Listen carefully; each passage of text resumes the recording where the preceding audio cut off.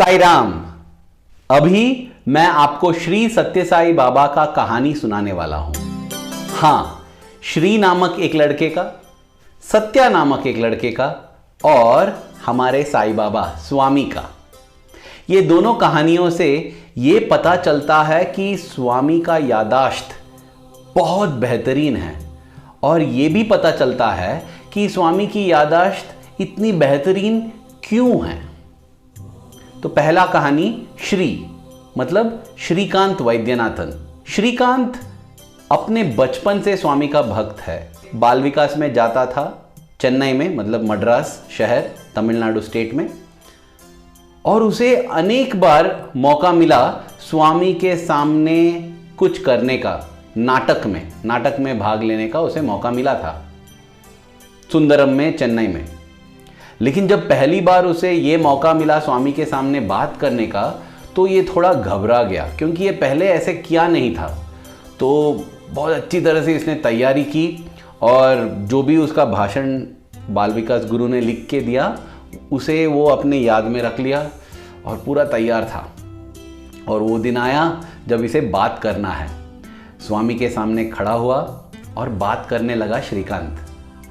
उस समय स्वामी अपने कुर्सी से उठकर आके श्रीकांत के सामने खड़े हो गए। अब श्रीकांत स्वामी का मुंह नहीं देखना चाहता था क्योंकि भूल जाएगा ना वो जो याद किया है भाषण, तो किसी और तरफ देखकर बात करने लगा वो। लेकिन स्वामी उसी की तरफ देख रहे हैं, उसी के सामने खड़े हैं। वो ये सोच रहा था कि मुझे भूलना नहीं चाहिए, मुझे भूलना नहीं है, मुझे स्वामी का मुंह नहीं देखना है, मुझे बस अपना भाषण खत्म करना है। और उसने भाषण खत्म किया कुछ भूले बिना। उसके बाद स्वामी ताली बजाए तो सभी लोग भी ताली बजाए। फिर स्वामी श्रीकांत से पूछे, कितने दिन से ये अभ्यास कर रहा है ये भाषण देने के लिए? उसने कहा, स्वामी 10 दिन। नहीं, 9 दिन। और ये सही था, उसने 9 दिन प्रैक्टिस किया था, अभ्यास किया था, लेकिन 10 बोल दिया। स्वामी ने उसे बताया कि 9 दिन। स्वामी ने यह भी बताया कि मैं जानता हूं तुम शिरडी साई बाबा के मूर्ति के सामने खड़ा होकर ये अभ्यास कर रहा था अपने बाल विकास गुरु के साथ। और क्या बोलता श्रीकांत, बस हाथ जोड़कर खड़ा हुआ था। तब स्वामी झुककर उसके कान में कुछ बताया। वो तेलुगु में था तो श्रीकांत को समझ में नहीं आया। वो सोचा कि कोई और सुना होगा ना, तो उनसे मैं पता लगा लूंगा कि स्वामी ने क्या बताया। लेकिन अफसोस की बात यह थी कि किसी ने नहीं सुना था और श्रीकांत को पता नहीं चला कि स्वामी उसके कान में क्या बताए। उसे पता चला कई सालों के बाद। जब पता चला वो तो आश्चर्यचकित होकर दंग रह गया। प्रेम स्वरूप लारा। अब मैं शुरू करता हूं सत्या का कथा। सत्या भी अपने बचपन से स्वामी का भक्त रहा है। वो स्वामी के स्कूल में और यूनिवर्सिटी में छात्र बना है। और ये उस समय की बात है जब वो 8वीं या 9वीं कक्षा में था। उसे एक बड़ा मौका मिला क्रिसमस के दिन सांता क्लॉस बनने का। तो जो लड़का सांता क्लॉस बनता है ना, तो वो स्वामी के पास जाता है अपना झोली लेकर जिसमें टॉफ़ी है, और स्वामी हाथ डालते हैं झोली के अंदर, ब्लेस करते हैं। फिर सांता क्लॉस जाता है सभी भक्तों के बीच टॉफ़ी फेंकते हुए। लेकिन जब सत्या को मौका मिला सांता क्लॉस बनने का, सब तैयारियां तो कर रहा था, ये भूल गया कि उसे टॉफ़ी खरीद कर लाना है दुकान से। तो 24 दिसंबर रात को उसे पता चला कि अरे बाप रे, मेरे पास टॉफ़ी चॉकलेट ही नहीं है। और उस समय सभी दुकान बंद हो चुके थे पुट्टपर्थी में। तो बस हॉस्टल में जो स्टोर्स था वहां जाके उसे देखना पड़ा क्या है। बस 2 पैकेट टॉफ़ी या चॉकलेट थे वहां। तो इसने क्या किया, अपने जो सांता क्लॉस का झोली होता है ना, उसके अंदर पूरा पुराने कपड़े भर दिया और उसके ऊपर टॉफ़ी डाल दिया, ताकि ऐसा लगेगा कि पूरा झोली भरा है चॉकलेट के साथ, लेकिन ऊपरी 50% में ही चॉकलेट है, बाकी पूरा झोली खाली है। मतलब चॉकलेट नहीं है, कपड़े है, पुराने कपड़े। तो अगला दिन चल रहा था, क्रिसमस कैरल सब गा रहे थे और कुछ 5-6 गाने के बाद आया जिंगल बेल ये गाने के लिए अभी आना है सत्या को, सेंटा क्लॉज को। जब ये स्वामी के पास गया और अपना झोली दिखाया, सत्या ने सोचा कि स्वामी हाथ डालेंगे और चॉकलेट को ब्लेस कर देंगे। लेकिन उस दिन स्वामी ने अपने हाथ डाल के चॉकलेट टॉफी निकाले हाथ में और फेंकने लगे, और फिर कुर्सी से उठकर चलने लगे और सत्या को बोले, ये सेंटा क्लॉज को, कि मेरे पीछे आओ। और स्वामी लेके चॉकलेट फेंक रहे हैं और सत्या अपने झोली के अंदर देख रहा है, मतलब अरे चॉकलेट की जो लेवल है ना वो कम होते जा रहा है, कम होते जा रहा है। और स्वामी फेंके 1 बार, 2 बार, 3 बार, 4 बार, 5 बार। अभी जब स्वामी हाथ डाल के चॉकलेट्स निकाले ना, तो सत्या देखा कि एक छोटा सा कपड़ा का टुकड़ा ऊपर आके ऐसा हिल रहा था। मतलब अगली बार स्वामी हाथ डालेंगे तो पूरा निकलेगा पुराना कपड़ा झोली से। तब ये क्या करूं मैं, ये सोच रहा था। तब स्वामी उसकी तरफ देखकर बोलते हैं, अब तुम जाओ, बांटो सभी में।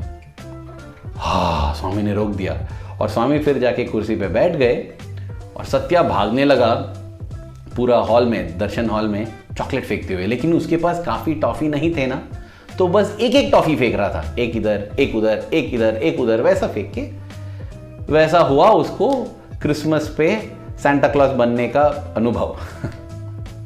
अभी कई साल बाद, 5, 6, 7, 8 साल बाद, एक बार त्रयी सेशन में, त्रयी वृंदावन में, स्वामी किसी बात को लेकर सत्या पे नाराज हो गए थे और सत्या को डांट रहे थे। स्वामी बोल रहे थे कि तुम ज़्यादा बात करते हो, ये करते हो, वो करते हो, ये वो।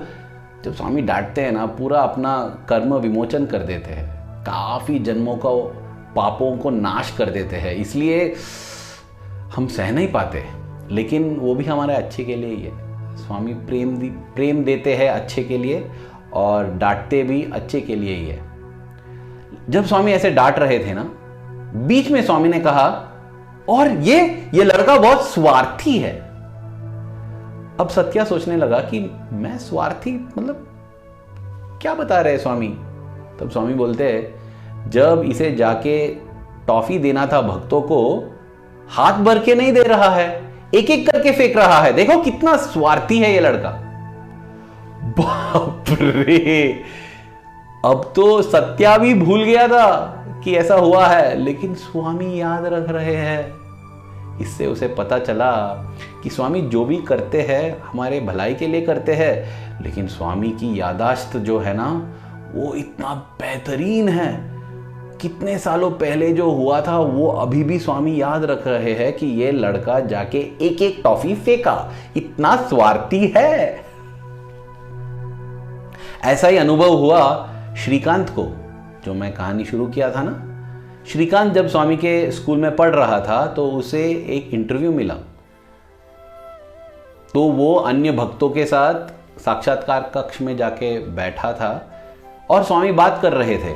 बीच में उधर सत्या को स्वामी ने डांटा था, इधर श्रीकांत को स्वामी प्रशंसा करने लगे।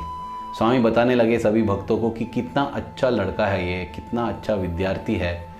और अंत में स्वामी ने कहा, मैंने ही इसको बताया था कि आके मेरे स्कूल में भर्ती हो जाओ, और ये आके ज्वाइन हो गया। अब श्रीकांत का मुंह थोड़ा उलझा सा हो गया, क्योंकि वो सोच रहा था कि कब स्वामी ने बताया था। मैं तो अपने आप आया, मैंने एंट्रेंस एग्जाम लिखा, इंटरव्यू हो गया, उसके बाद मेरी भर्ती हो गई स्वामी के स्कूल में। स्वामी कब बताए थे मुझे? और इसका उलझाया हुआ मुंह स्वामी ने देख लिया। बाद में सभी भक्तों को भेजने के बाद स्वामी इसकी तरफ देख के बोलते हैं, याद है उस दिन तुम सुंदरम में भाषण दिए थे? उसके बाद मैंने तुमसे कुछ कहा था तेलुगु में, तुम समझे नहीं, लेकिन उस समय मैंने बताया था कि आ जाओ और मेरे स्कूल में भर्ती हो जाओ। वाह, ये तो 9-10 साल पहले की बात थी और स्वामी याद करके उसको बता रहे थे। अभी जब हम देखते हैं कि स्वामी की यादाश्त इतनी खूबसूरत है, इतनी बेहतरीन है, तो हमें लगता है कि हाँ, क्योंकि स्वामी तो भगवान है। नहीं, वो बात नहीं है। अगर हम 1972 के समर कोर्स के डिस्कोर्सेस, भाषणों में अगर देखेंगे ना, तो स्वामी बताते हैं कि कैसे उनकी यादाश्त इतनी बेहतरीन है। कहते हैं कि एक बार भगवान कृष्ण अर्जुन से वार्तालाप कर रहे थे और उन्होंने पूछा कि अर्जुन, क्या तुम्हें याद है कि 3 साल पहले इस दिन पर तुम क्या कर रहे थे? और वो कहता है कि हे कृष्ण, मुझे तो कुछ याद नहीं आ रहा है उस दिन पे क्या हुआ। ये उस समय की बात है जब महारथी अर्जुन 80 साल के थे। तब भगवान कृष्ण पूछते हैं कि तुम्हें वो दिन याद है जब तुमने महाराजा द्रुपद को हराया था और अपने गुरु द्रोण के सामने लाया था? हाँ हाँ हाँ, याद है कृष्ण। और अर्जुन सब बताता है उस दिन क्या हुआ था। ये उस समय अर्जुन बस 16 साल का था, लेकिन उसे सब याद है। फिर भगवान कृष्ण पूछते हैं, क्या तुम्हें याद है जिस दिन तुमने सुभद्रा से विवाह किया था? हाँ प्रभु, सब याद है। और उस दिन का भी सब याद है अर्जुन को। तब कृष्ण पूछते हैं कि उतने साल पहले जो हुआ था तुम्हें याद है, लेकिन 3 साल पहले जो हुआ याद नहीं है, वो कैसे? अरे 3 साल की बात छोड़ो, अगर कोई हमसे पूछे ना कि 4 दिन पहले 2 बजे को तुम क्या कर रहे थे, हम कुछ कह नहीं पाएंगे। अर्जुन भी कुछ कह नहीं पाया। 9 दिन पहले क्या कर रहे थे, मालूम नहीं। फिर स्वामी बताते हैं उधर कि कैसे कृष्ण को सब चीज याद था। फिर कृष्ण बताते हैं, उस दिन तुम ये कर रहे थे, इस दिन तुम ये कर रहे थे, वो कर रहे थे। जैसे अपने भगवान ने श्री और सत्या को कहा ना कि उस दिन ये हुआ था, ये हुआ था।